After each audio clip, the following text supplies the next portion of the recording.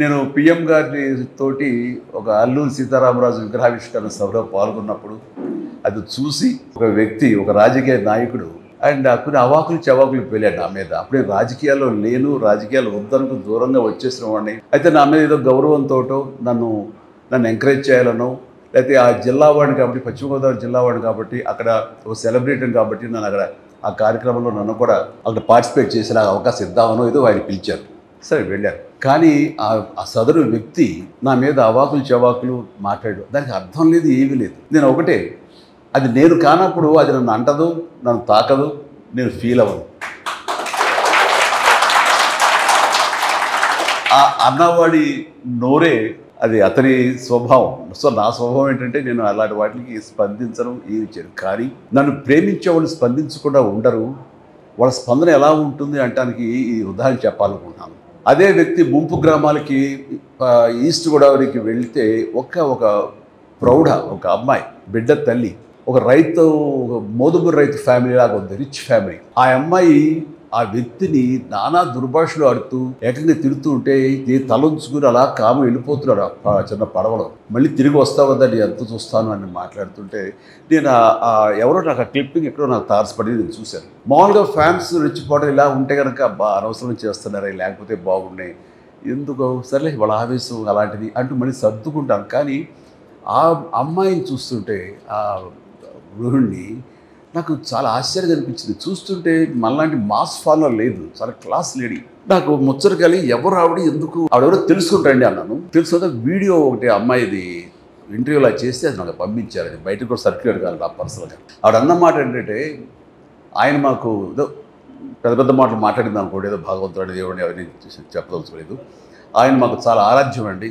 అది ఏమో అంత ప్రేమిస్తావా, అంత ఇష్టపడతావా, ఆయన సినిమా అంత బాగా చూస్తావా, అంత అభిమానం అంటే నేను అభిమానం కానే కాదు. సినిమాలు అంత సినిమాలు చూస్తాను, అలాగే ఆయనతో చూస్తాను తప్ప అభిమానిగా నేనేం ప్రేమ పెంచుకోను. మరి ఏంటమ్మా ఒక మాస్ అభిమానం కంటే అంతగా నువ్వు రెచ్చిపోయావు అక్కడ ఏంటంటే, ఆయన నా బిడ్డకు ప్రాణం పోసాడండి అని చెప్పేసి ఒక 8 సంవత్సరాల బాబుని రమ్మని పిలిచి ఆయన కూర్చోబెట్టి, వీడేనండి, వీడికి డెంగ్యూ వచ్చి రక్తం దొరకక ప్లేట్లెట్స్ తనకి ఇవ్వాల్సిన సమయంలో ఇవ్వలేక తను ఇంకొక 48 అవర్స్ 2 రోజుల్లో కనుక ఇవ్వకపోతే చచ్చిపోతాడు, నీరసించిపోయి మంచానికి అతుక్కుపోయాడు. ఇది పరిస్థితి. అక్కడ రాజమండ్రి కానివ్వండి, కాకినాడ కానివ్వండి, ఏ ప్రాంతంలో ఏ ప్రభుత్వ ఆసుపత్రులు కూడా ఎక్కడ చూసారు బ్లడ్ దొరకని పరిస్థితి. చూస్తూ బిడ్డ చచ్చిపోతున్నాడు. అదే ప్లేట్లెట్స్ ఉంటే కనుక బతుకుతాడు. ఎలాగని మీ అందరూ ఆలోచిస్తుంటే ఎవరో సలహా ఇచ్చారు, బ్లడ్ బ్యాంక్ ఫోన్ చేయమ్మా హైదరాబాద్కి, వాళ్ళు ఏదో మార్గం చెప్తారు, వ్యవస్థ. ఎక్కడ హైదరాబాద్ అయ్యా, ఎక్కడిదయ్యా, ఎవరిస్తారు, ఏంటి, ఎలా రెస్పాండ్ అవుతారు, మాకు అందుబాటులో ఉంటారంటే ప్రయత్నం చేయమ్మా అన్నారు. ఇక్కడ ఫోన్ కాల్ రాగానే మన అద్భుతమైన స్టాఫ్, బాధ్యత గల మన స్టాఫ్ వెంటనే ఫోన్ అందుకుని సో స్వామినాయుడికి తెలియజేస్తే స్వామినాయుడు వెంటనే అక్కడ ఉన్నటువంటి మరి కొంతమంది ఫ్యాన్స్, మన ఫ్యాన్స్ ఎక్కడున్నా సరే వాళ్ళందరూ బ్లడ్ ఇక్కడ దాకా వచ్చి ఒక అవసరం లేదు, వాళ్ళందరూ గ్రూపులుగా ఏర్పడతారు. ఎవరికి ఏ గ్రూప్ బ్లడ్ కావాల్సి వస్తే వాళ్ళందరూ ముందుకు వచ్చి వాళ్ళు లైవ్లో బ్లీడింగ్ ఇవ్వడం జరుగుతూ ఉంటుంది.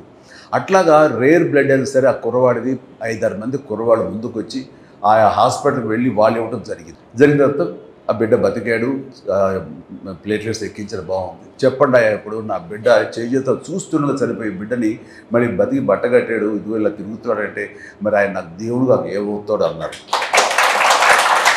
ఆ మాట మరి ఎందుకు అంతే, మరి ఏమిటి అలాంటి ఆయన అంటాడా మన మాటలు, వాడి బుద్ధి జ్ఞానం ఉందా అంటూ ఆవిడేమో తిట్టేసింది, అయిపోయింది. అంటే మనం చేసిన పుణ్యం ఎక్కడికి పోదు, తిరిగి అది మనకి వెనకాల మనకి వస్తుంది. అందుకనే మీ అందరికి కూడా ఇలాంటి మంచి కార్యక్రమాలు మీరు చేయటం మూలంగా అది మీకు ఆశీస్సులు అయ్యి మీ బిడ్డల్ని, మీ తల్లిదండ్రులు, మీ ఇంటిని మీకు ఒక రక్షణగా ఉంటుంది.